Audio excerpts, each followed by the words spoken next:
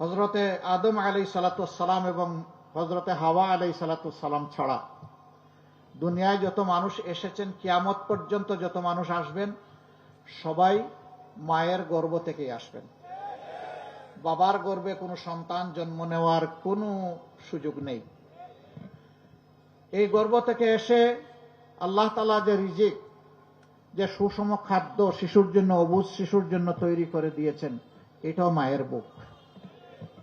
ওই অবুঝ শিশুর সুবিধা অসুবিধা বুঝার যে দরদি মানসিকতা, এটাও মায়ের মন। ওই শিশুর জন্য নিরাপদ ব্যবস্থা, ওইটাও মায়ের বুক।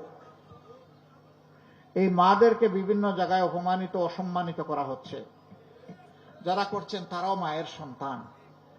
তাদের প্রতি আমাদের অনুরোধ, প্লিজ প্লিজ এন্ড প্লিজ, আপনারা আপনাদের মাকে, স্ত্রীকে, বোনকে, মেয়েকে আপনারা সম্মান করতে শিখুন। যদি নিজের পরিবারে এই সম্মানটা দিতে পারেন, বাংলাদেশের 9 কোটি মাকেও আপনি সম্মান করতে পারবেন। আর যদি নিজের মাকে, স্ত্রীকে, বোনকে, মেয়েকে যদি সম্মান করতে না জানেন, আপনি মানুষ নামের কলঙ্ক। বহু জায়গায় মাদের গায়ে পর্যন্ত হাত দেওয়া হয়েছে। কোন উন্মাত্ত বলে ফেলেছে, এগুলা মিডিয়া আপনারা দেখেছেন, যে বুরকা পরা, নেকাব পরা, হেজাবওয়ালা কোন মহিলাকে যদি দেখো বুট চাইতে আসছে, ওর কাপড় খুলে ফেলবা। এরা কোন প্রজাতি? এদেরকে মানুষ বলা যাবে? এটা আমার কথা নয় তো, এটা কোরআনের কথা। কালানাম, এরা হচ্ছে 4 পায়া জন্তু। এরপরে আল্লাহ তাআলা বলছেন বালহুম আদল্লু, এরা তার চেয়ে নিকৃষ্ট।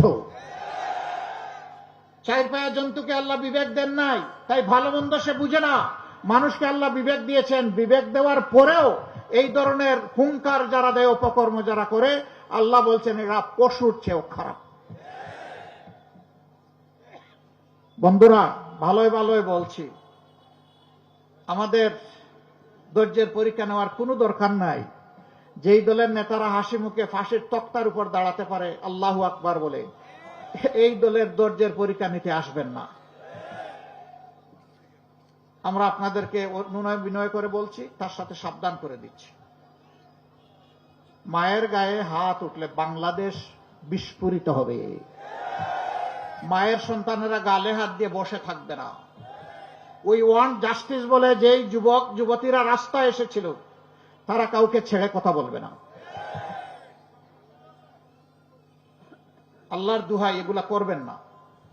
আপনার আদর্শ, আপনার বক্তব্য, আপনার পরিকল্পনা, আপনার কর্মসূচি আপনি জনগণের কাছে নিয়ে পৌঁছে যান।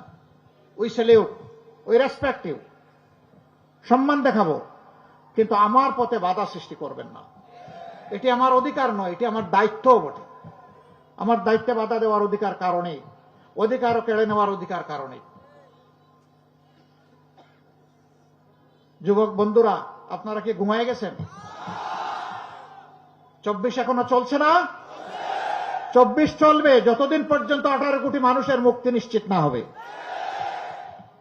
জেগে থাকবেন, এখন থেকে পাহারা দেবেন।